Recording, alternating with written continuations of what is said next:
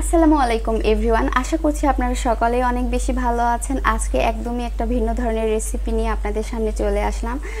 So আজকে আমি আপনাদেরকে দেখাবো চাউমিন নুডলস তৈরি করে উইথ ভেজিটেবল সস। বাচ্চাদের জন্য এটা কিন্তু অনেক বেশি হেলদি আর এটা খেতে কিন্তু অনেক বেশি মজার হয়। আমার ছেলে তো অনেক বেশি এনজয় করে এই নুডলসটাকে। সো আমি এখানে প্রথমে একটা স্টিক নুডলস নিয়ে নিয়েছি। এই নুডলসটা তৈরির জন্য কিন্তু স্টিক নুডলস নিতে হবে। আর কিছু সবজি নিয়েছি, গাজর, আলু আর একটা ছোট্ট টমেটো নিয়েছি আমি। তো এই সবজিগুলোই কিন্তু এই সসটা তৈরির জন্য নিতে হবে। আর একটা ছোট্ট পেঁয়াজ নিয়েছি। এবার এই সবজিগুলোকে খুব ভালোভাবে ধুয়ে আমি আগে থেকেই পরিষ্কার করে নিয়েছি। এবার এগুলোকে কেটে নিব। তো আমি একটা গ্রেটারে এটাকে গ্রেট করে নিচ্ছি।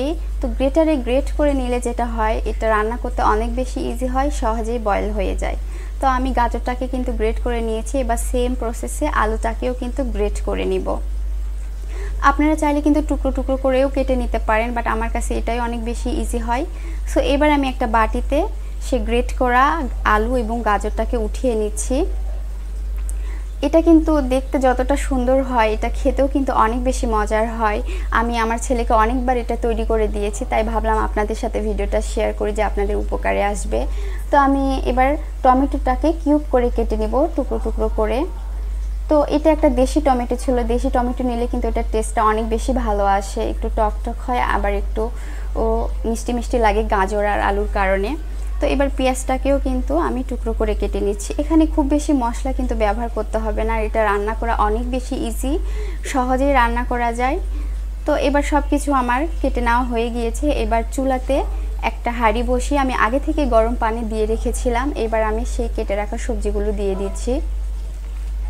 তো সবজিগুলো দিয়ে একটু নেড়েচেড়ে মিশিয়ে নিচ্ছি। খুব বেশি পানি দেওয়ার প্রয়োজন নাই, যাতে সবজিগুলো একটু হালকা সেদ্ধ হওয়া পর্যন্ত যেটুকু পানির প্রয়োজন আমি সেটুকুই দিয়েছি। তো এবার এতটুকু পরিমাণে এখানে আদা রসুন বাটা দিয়ে দিলাম, যাতে এটা টেস্টটা আর একটু ভালো আসে, আর একটু স্বাদ অনুযায়ী লবণ দিয়ে দিলাম। তো আমি কিন্তু গোলমরিচের গুঁড়াটা ব্যবহার করিনি, যেহেতু আমার কাছে এটা ফুরিয়ে গিয়েছিল। সো আপনাদের বাচ্চাদের যদি গোলমরিচের গুঁড়া খেয়ে অভ্যস্ত থাকে, সো আপনারা এখানে অ্যাড করতে পারেন, তাহলে টেস্টটা আর একটু ভালো লাগবে। তো এবার ঢাকনা দিয়ে ঢেকে এটাকে সেদ্ধ করতে থাকবো। তো অলমোস্ট কিন্তু আমার সবজিগুলো সেদ্ধ হয়ে এসেছে, একদম গলে গলে গিয়েছে। তো গ্রেট করে নেওয়ার কারণে এটা কিন্তু খুব একটা টাইম লাগে নাই সেদ্ধ করতে। যদি আমি একটু কেটে নিতাম টুকরো করে, তাহলে হয়তো বা আরেকটু টাইম লাগতো। তো একদম সবজিগুলো গলে গিয়েছে, তাই এই পর্যায়ে চুলা থেকে নামিয়ে নেব। এবং এই নুডলসগুলোকে আমি কিন্তু সেদ্ধ করতে আরেকটা সাইডে দিয়ে দিয়েছিলাম। তো নুডলসগুলোও কিন্তু সেদ্ধ হয়ে গিয়েছে। তো এই নুডলসটা আমি কিন্তু ভাঙি নাই, আস্তই দিয়েছি, কারণ আমার ছেলে এইভাবে খেতে অনেক বেশি এনজয় করে। ও কাঁটা চামচ দিয়ে খুব ছোটোবেলা থেকেই নুডলস খায়, ওর কাছে এটাই ভালো মজার লাগে। তো আপনারা যদি চাইলে কিন্তু আপনাদের বাচ্চাদের খাওয়ার ইজি করার কারণে নুডলসগুলোকে ভেঙে ভেঙে ছোটো করেও দিতে পারেন, বা অন্য কোনো নুডলসও এখানে অ্যাড করতে পারেন। তো আমি এবার এই সবজিগুলোকে একটা ছাঁকনির সাহায্যে ম্যাশ করে নিচ্ছি। সেম কাজটা কিন্তু আপনার ব্লেন্ডারেও করতে পারেন। তো আমার কাছে এটাই অনেক ইজি হয়। তো এবার এই সসের ঘনত্বটা কিন্তু একদম পাতলাও হবে না, একদম ঘনও হবে না, একদম মিডিয়াম একটা ঘনত্ব হবে, তাহলে এটা খেতে এবং মেশাতে অনেক বেশি ইজি হবে। তো এবার একটা প্লেটের মধ্যে আমি নুডলসগুলোকে একটু বিছিয়ে নিলাম। এবার এই সসটা দিয়ে দিচ্ছি। এটা দেখতে কিন্তু অনেক সুন্দর হয়েছে। আমি যতবারই এটা তৈরি করেছি আমার কাছে অনেক বেশি মজার লেগেছে।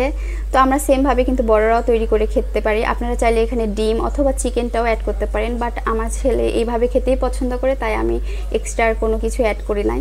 তো এবার সব কিছু নেড়েচেড়ে মিশিয়ে নিলেই কিন্তু তৈরি হয়ে গেল মজাদার এই চাউমিন। তো আমার আজকের ভিডিওটা আশা করছি আপনাদের অনেক বেশি ভালো লেগেছে। আর ভালো লাগলে অবশ্যই আমার চ্যানেলটিকে সাবস্ক্রাইব করবেন, আমার ভিডিওগুলোতে লাইক দিয়ে আমার পাশেই থাকবেন। আল্লাহ হাফেজ।